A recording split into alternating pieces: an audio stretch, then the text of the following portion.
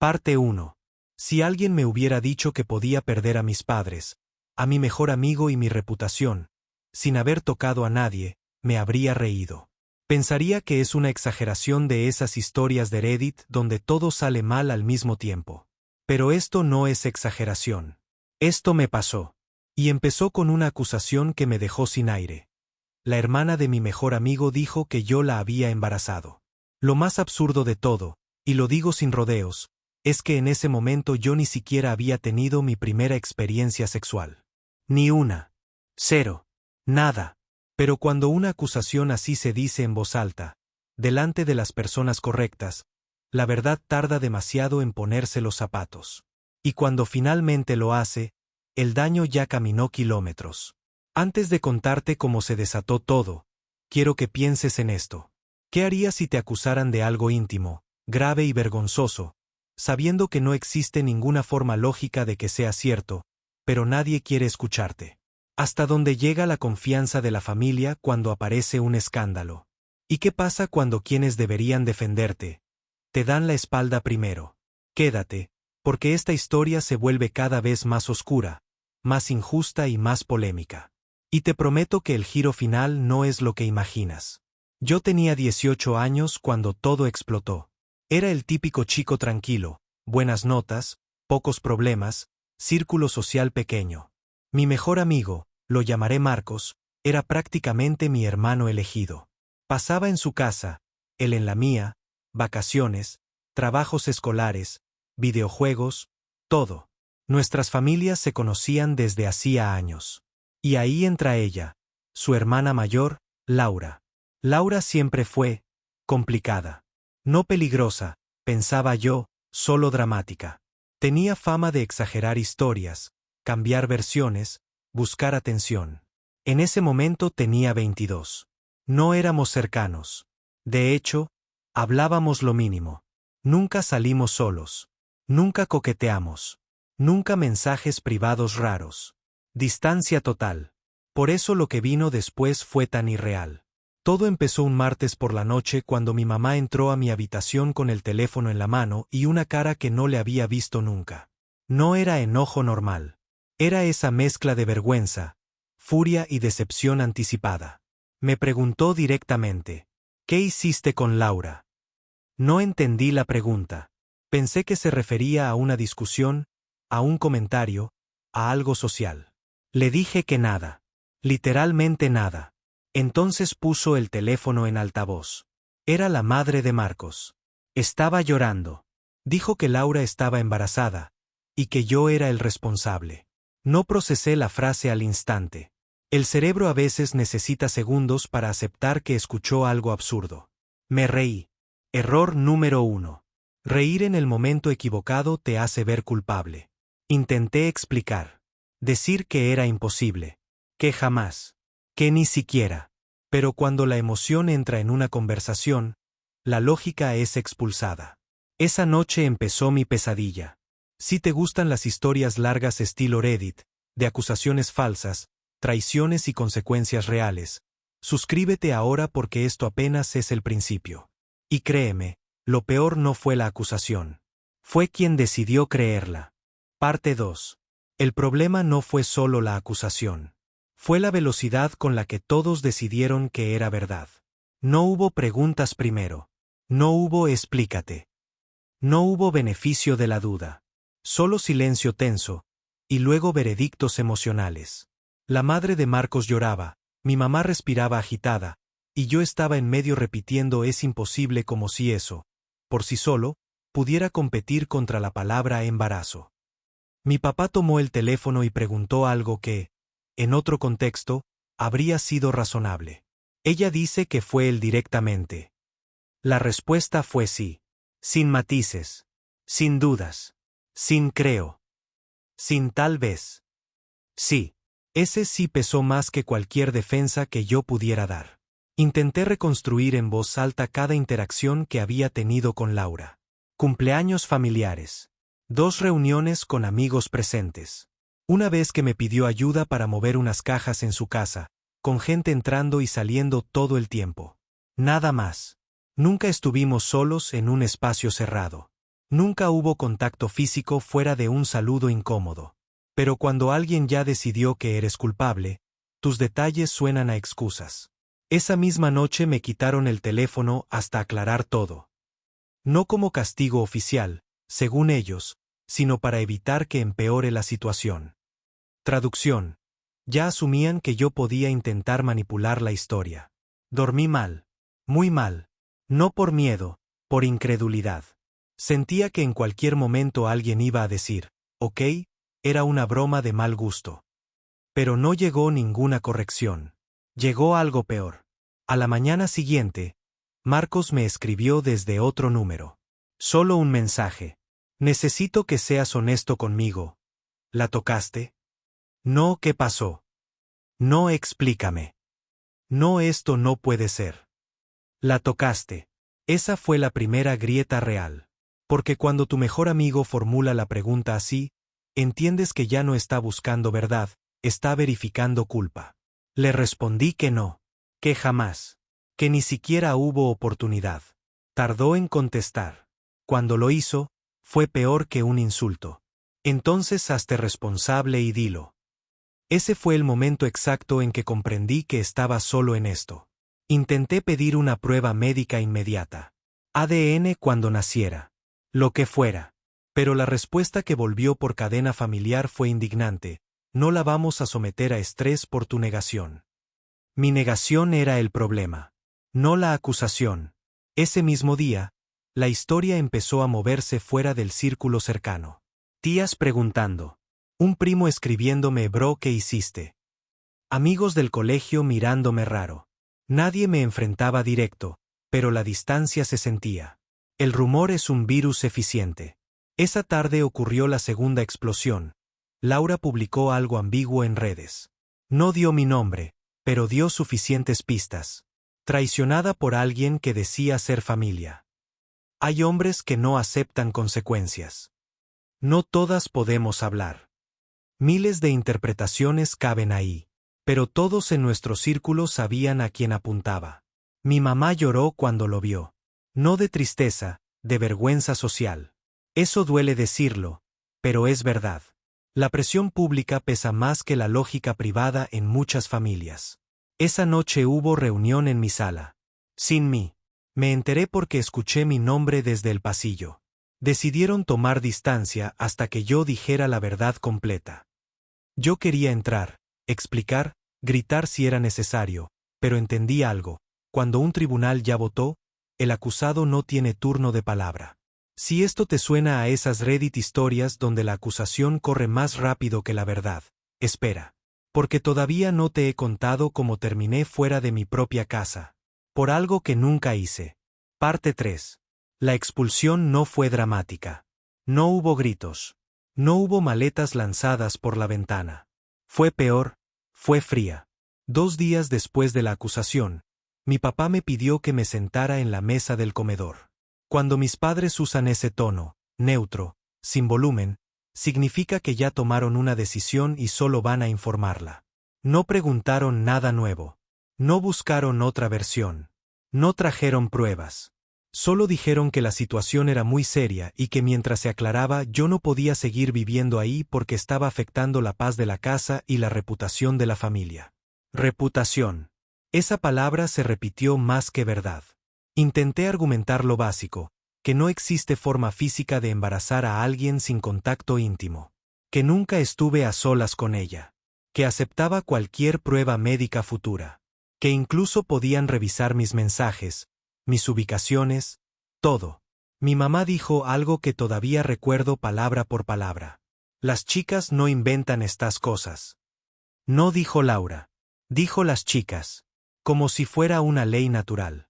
En ese momento entendí que no estaba discutiendo un caso, estaba enfrentando una creencia. Me dieron 2 opciones disfrazadas de una.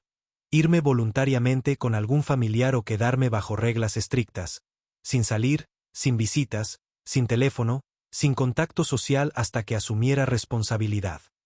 Asumir responsabilidad de algo imposible. Elegí irme. No por rebeldía, por dignidad mínima. No iba a confesar una mentira para dormir en mi cama. Metí ropa en una mochila. Nada más. Ni siquiera pensé en documentos o cosas importantes. Cuando estás en shock, tu cerebro funciona en modo supervivencia básica. Llamé a la única persona que pensé que me escucharía antes de juzgar. Mi tía Elena, hermana de mi mamá. Ella siempre fue la oveja rara de la familia. Directa. Poco tolerante con el drama. Me dijo que fuera de inmediato. Cuando llegué, me dejó hablar sin interrumpir. No una vez. No hizo caras. No suspiró. No tomó partido emocional antes de tiempo. Solo escuchó. Cuando terminé, me hizo 3 preguntas concretas.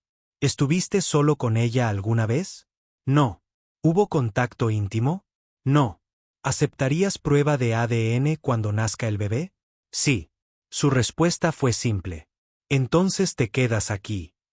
Así. Sin juicio. Sin sermón. Ese fue el primer momento de alivio real desde que empezó todo. No porque alguien me creyera, sino porque alguien aplicó lógica básica antes de emoción colectiva. Pero la historia no se quedó en lo familiar. El escándalo saltó al colegio. Al tercer día, cuando entré al campus, sentí el cambio de aire. No es metáfora. Hay un silencio distinto cuando la gente te mira sin saludarte. 2 chicos que nunca me hablaban murmuraron algo al pasar. Un grupo dejó de reír cuando me acerqué. Marcos no estaba. En el descanso, uno de sus amigos, que nunca me soportó, me empujó con el hombro al pasar y dijo, «Hazte hombre». No respondí. No porque fuera débil, porque sabía que cualquier reacción sería usada como confirmación de culpa. Pero no todos se quedaron en palabras.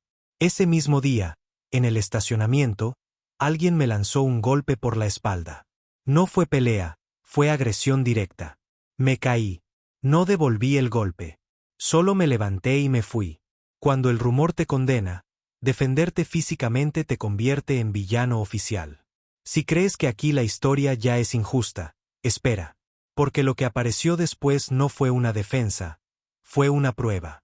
Y nadie estaba preparado para verla. Parte 4. La prueba no llegó como yo esperaba. No fue un análisis médico. No fue un test de ADN. No fue un mensaje de disculpa. Llegó en forma de contradicción, y casi nadie quiso verla al principio. Todo empezó con una conversación que no estaba destinada a mí. Una compañera del colegio, amiga cercana de Laura, fue a hablar con la orientadora escolar porque estaba incómoda con algo que sabía. Yo me enteré después, pero en ese momento solo vi el efecto. La orientadora me pidió que fuera a su oficina al terminar clases. Entré pensando que era por la pelea del estacionamiento. No lo era. Me preguntó, con mucho cuidado, si yo había tenido alguna relación íntima con Laura en los últimos meses. Le respondí lo mismo que a todos. No, nunca, imposible. No levantó la ceja. No dudó. Solo tomó nota. Luego me hizo una pregunta rara. ¿Desde cuándo no tienes contacto con ella? Le dije la verdad. Prácticamente nunca hubo contacto. Asintió como si eso encajara con algo que ya sabía, pero no podía decir aún. Ese mismo día llamaron a mis padres, que no contestaron, y a mi tía Elena, que sí. Ella fue. Escuchó. Preguntó. Presionó con educación. Salió con más información de la que entró. Cuando llegamos a su casa me dijo algo que me dejó helado. La línea de tiempo no cuadra. Según lo que Laura había dicho en su entorno, el embarazo tenía más semanas de las que serían posibles incluso si yo hubiera estado con ella, cosa que no ocurrió. La diferencia no era de días. Era de varias semanas. Eso no prueba inocencia por sí solo, pero rompe una acusación directa. Mi tía hizo lo que nadie más hizo. Llamó a la madre de Marcos y preguntó fechas médicas exactas. La respuesta fue evasiva. Cambiante. Incómoda. Señal clara de que algo no estaba sólido. Pero la familia no retrocedió. ¿Por qué? Porque cuando una narrativa emocional ya fue publicada, corregirla duele más que sostenerla.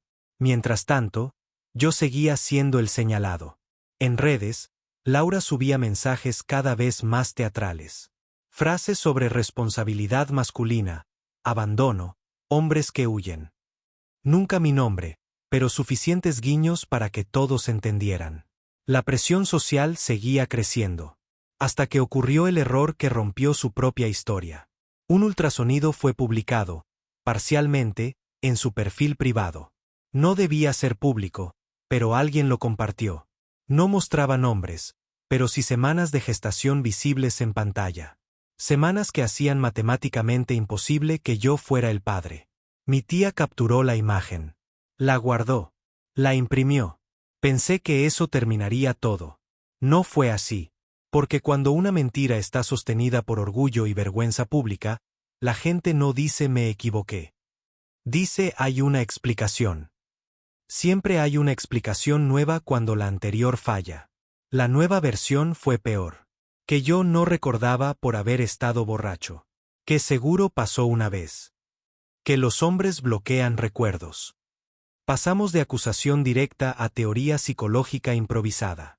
Si esto te suena a esas Reddit historias donde la verdad aparece, pero nadie quiere aceptarla, suscríbete, porque el momento en que todo se rompió no fue con documentos.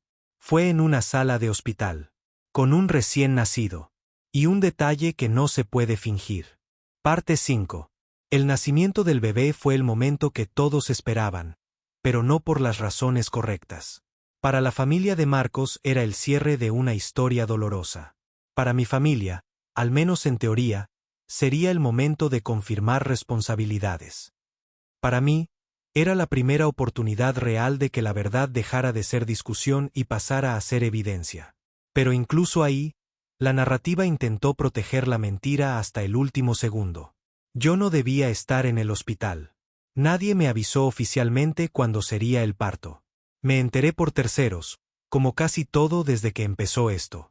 Un primo me escribió, ya nació. Solo eso. 2 palabras. Como si fuera un marcador de partido. Mi tía Elena llamó a la madre de Marcos para pedir, con total calma, que se realizara la prueba de ADN cuanto antes y así terminar con el conflicto. La respuesta fue defensiva, que ese no era el momento, que Laura estaba sensible, que hablar de ADN era ofensivo. Ofensivo. No la acusación falsa. La prueba. Eso te dice mucho de cómo funciona la negación cuando está demasiado invertida en su propia versión. Pero aquí apareció un factor que nadie controlaba: el protocolo médico.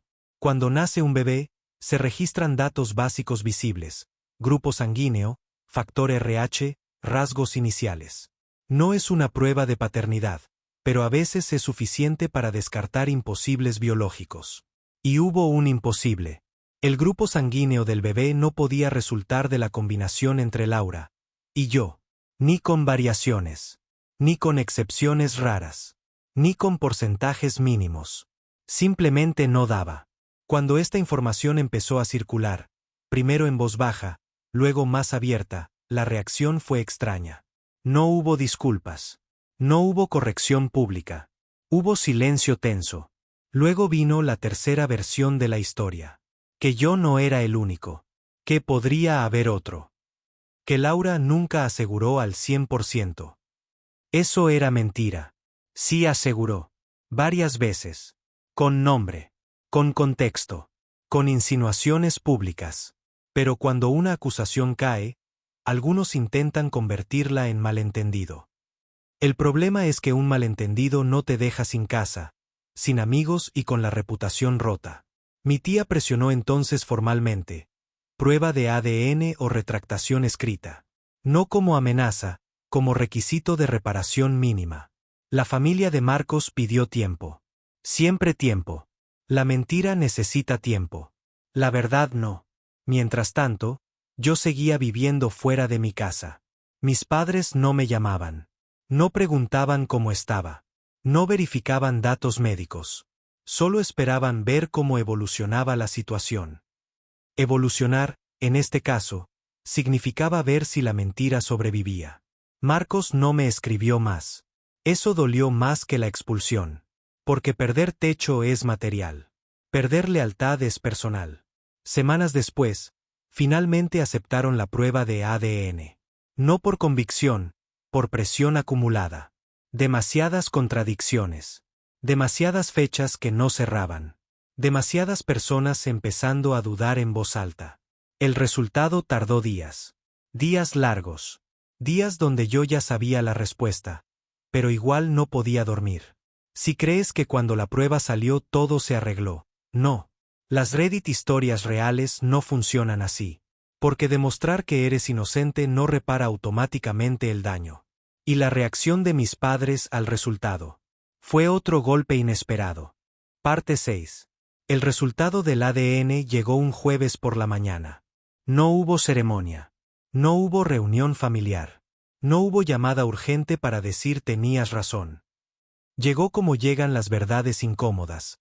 En un archivo adjunto frío, directo, imposible de interpretar mal. Exclusión de paternidad. 0%. Ni margen. Ni duda. Ni interpretación emocional posible. Mi tía Elena fue quien recibió primero la copia oficial, porque fue ella quien empujó legalmente para que se hiciera. Me llamó y no gritó, no celebró, solo dijo, listo, ya está. Y por primera vez en semanas, sentí que podía respirar completo. Pensé, ingenuamente, que ese sería el momento donde todo empezaba a corregirse. Me equivoqué. Porque cuando alguien se equivoca públicamente, tiene dos opciones, reconocerlo o minimizarlo. Y la mayoría elige minimizar. Mis padres me llamaron esa tarde. No para disculparse, para hablar. Fui a la casa, la misma de la que me habían sacado con una mochila. Me sentaron en el mismo comedor. Misma mesa. Mismo tono neutro. Pero ahora había una incomodidad distinta, la incomodidad de quien sabe que falló, pero no quiere decirlo en voz alta. Mi mamá habló primero. Bueno, al final no eras tú. No, perdón. No nos equivocamos. No te hicimos daño. Al final no eras tú. Como si yo hubiera sido una posibilidad razonable hasta el último segundo. Mi papá añadió que la situación se había salido de control y que todos estaban bajo mucha presión. Dijo que debía entender el punto de vista de los padres de una chica embarazada. Que era normal reaccionar así. Normal echar a tu hijo de casa sin prueba. Intenté, de verdad intenté, abrir la puerta a la reconciliación si había reconocimiento real. Les dije cómo me afectó. La expulsión, la agresión en la escuela, el aislamiento, la pérdida de mi mejor amigo. Les dije que necesitaba escuchar que confiaban en mí ahora. La respuesta fue técnica, no emocional. Lo importante es que ya pasó. No, no había pasado. Seguía pasando dentro de mí. Pregunté si hablarían con la familia de Marcos para aclarar públicamente que yo no era el padre. Silencio incómodo. Luego evasivas. Que no querían seguir moviendo el tema. Que era mejor dejarlo morir. Dejarlo morir significaba dejar el rumor sin corrección explícita. Eso no es errar, es esconder. Laura no publicó retractación. No me escribió. No pidió disculpas. Simplemente dejó de insinuar. Como si borrar fuera reparar. Pero el golpe más duro vino después. Mis padres me dijeron que podía volver a casa, con condiciones. Reglas nuevas. Tiempo para reconstruir confianza. Horarios. Restricciones. Supervisión. Reconstruir confianza. Cuando yo no mentí. Ahí entendí algo definitivo. No basta con que la verdad salga. Importa si las personas están dispuestas a cargar la vergüenza de haber dudado de ti. Y muchos prefieren fingir que nada pasó para no enfrentarlo. Les dije que no volvería. No en esas condiciones. No sin una disculpa clara. No con reglas de culpable exonerado. Me fui, esta vez por decisión propia. Si esta fuera una historia Reddit con final suave, aquí vendría la reconciliación sincera. Pero no. Lo que vino fue peor, porque cuando la mentira cayó, Laura necesitó un nuevo culpable.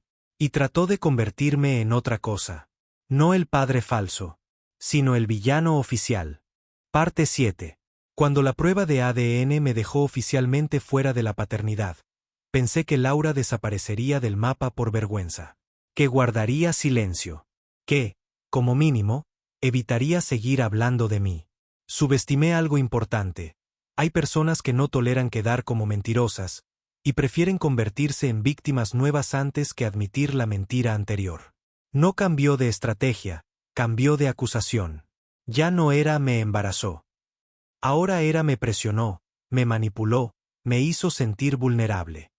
Todo vago. Todo insinuado. Nada concreto. Perfecto para generar sospechas sin arriesgar demanda directa inmediata. Volvió a publicar, otra vez sin nombrarme, mensajes sobre chicos que juegan con emociones, daño psicológico, silencios forzados. Si no conocías la historia completa, parecía otro tipo de denuncia. Si la conocías, sabías exactamente a quién apuntaba. Eso es lo peligroso de la insinuación. No afirma, sugiere. Y la sugerencia se defiende sola en la mente del lector. Esta vez no me quedé quieto. Mi tía Elena me dijo algo clave. La verdad no solo se defiende, se documenta. Consultamos con un abogado. No para demandar aún, para evaluar daños. Difamación, perjuicio reputacional, acusación falsa con impacto social y académico. Cuando el abogado vio capturas, fechas, publicaciones y mensajes, fue claro. Esto no es drama familiar. Esto es exposición legal. Por primera vez desde que empezó todo, sentí que el terreno se movía a mi favor, no emocionalmente, legalmente. Se envió una carta formal de cese de declaraciones insinuantes. No pública, directa. Legal. Fría. Con advertencia de acción si continuaba. La reacción fue explosiva. Laura no respondió al abogado, respondió en redes con un mensaje aún más ambiguo. Cuando intentan silenciarte con papeles, sabes que dijiste la verdad. Eso encendió a su círculo otra vez. Comentarios de apoyo. Indirectas. Gente que no sabía la historia completa opinando con seguridad absoluta. Internet nunca pide expediente, solo narrativa. Pero esta vez yo tenía algo que antes no. Respaldo legal activo. Mientras tanto, algo inesperado ocurrió. El padre real del bebé apareció en escena pública. No con conferencia, con presencia. Empezó a ir a la casa. A acompañarla. A hacerse visible. Eso rompió definitivamente la versión múltiple que intentó sostener. Y con eso, varios empezaron a hacer las matemáticas que antes ignoraron. Marcos me escribió después de semanas de silencio. No para disculparse, para preguntar si era cierto lo del abogado. Le dije que sí. Su respuesta fue: esto se salió de proporción. No, Marcos. Esto se salió de verdad cuando me creíste culpable sin escucharme. No respondí más. Antes de seguir, si te gustan las Reddit historias donde la acusación falsa intenta mutar para sobrevivir, suscríbete. Porque el siguiente giro no vino de Laura. Vino de mis padres. Con dinero en la mano. Y una propuesta que parecía ayuda, pero era otra forma de silencio. Parte 8. La propuesta de mis padres llegó una semana después de la carta legal. No fue por mensaje. No fue por llamada. Fue en persona. Mi mamá apareció en casa de mi tía Elena con una bolsa de supermercado en la mano, como si eso suavizara lo que venía. Traía frutas, pan, cosas normales. Demasiado normales para una conversación que no lo sería. Pidió hablar conmigo a solas. Acepté, más por curiosidad que por esperanza. Se sentó frente a mí. Durante varios segundos, no dijo nada. Miraba sus manos. Luego respiró hondo y soltó la frase que confirmó todo lo que había sospechado. Queremos que esto termine. No, ¿cómo estás? No, lo siento. No fallamos. Que termine. Me explicó que la familia estaba cansada del tema. Que los comentarios, los rumores, las miradas, todo estaba afectándolos. Que mi papá tenía problemas de presión. Que ya era suficiente. Entonces sacó un sobre. Dentro había un cheque. No era una cantidad pequeña. Tampoco era una fortuna. Era una cifra calculada. Lo suficiente para parecer compensación, pero no justicia. Me dijo que era para ayudarme a empezar de nuevo. Para estudios. Para mudarme. Para lo que necesitara. Y luego vino la condición, dicha con tono suave, casi maternal. Pero necesitamos que dejes el tema legal. Que no sigas con abogados. Que no hagas nada público. Ahí estaba. No era ayuda. Era un acuerdo de silencio. Les pregunté directamente si ese dinero era una disculpa. Mi mamá no respondió sí. Dijo que era una forma de avanzar. Le pregunté si Laura se había disculpado con ellos por mentir. Silencio. Me dijo que no estaba en un buen momento. Le pregunté si alguien había aclarado públicamente que yo no era el padre. Me dijo que remover el tema solo lo empeoraría. Entonces entendí todo con claridad brutal. No querían reparar el daño. Querían que yo absorbiera el costo, para que ellos pudieran pasar páginas sin incomodidad. Les devolví el sobre. No levanté la voz. No hice discurso. Solo dije algo muy simple. Si acepto esto, confirmo la mentira. Mi mamá empezó a llorar. Dijo que estaba siendo injusto, que la familia no se lleva a juicio, que no podía entender por qué seguía tan dolido si ya se sabía la verdad. Pero la verdad no se sabía. Estaba escondida bajo capas de silencio estratégico. Les dije que seguiría adelante legalmente si Laura no se retractaba y dejaba de insinuar. No por venganza, por límite. Mi mamá se fue molesta, decepcionada, como si yo hubiera rechazado un regalo, no una mordaza. Esa misma noche, mi papá me escribió por primera vez en semanas. Un mensaje largo, técnico. Hablaba de errores mutuos, de cómo todos sufrieron, de que nadie ganó. Eso también es falso. Alguien siempre paga más. Y el giro final llegó cuando el abogado me llamó al día siguiente con una actualización inesperada. Laura había sido citada formalmente. No por mí. Por otra persona que había decidido. Que ya no iba a mentir por ella. Parte 9. Cuando mi abogado me llamó diciendo que Laura había sido citada formalmente, asumí que era por nuestra advertencia legal. Pensé que había reaccionado tarde, que ahora sí enfrentaría consecuencias por difamación. No era por mi caso. Era por el padre real del bebé. Resulta que él, a quien llamaré Diego, había estado en silencio no por duda, sino por presión. Presión familiar. Presión social. Presión de Laura. Según la información que salió después, ella le había pedido que no dijera nada al principio para evitar problemas. Luego, cuando me acusó a mí, quedó atrapada en su propia versión, y Diego quedó convertido en secreto incómodo. Pero los secretos no cooperan para siempre. Diego presentó una declaración legal para establecer paternidad y custodia parcial. En ese documento, que luego mi abogado pudo revisar por conexión de casos, constaba algo clave, que Laura sabía desde el inicio que él era el único posible padre. Desde el inicio. Eso no era confusión. No era error. No era cálculo mal hecho.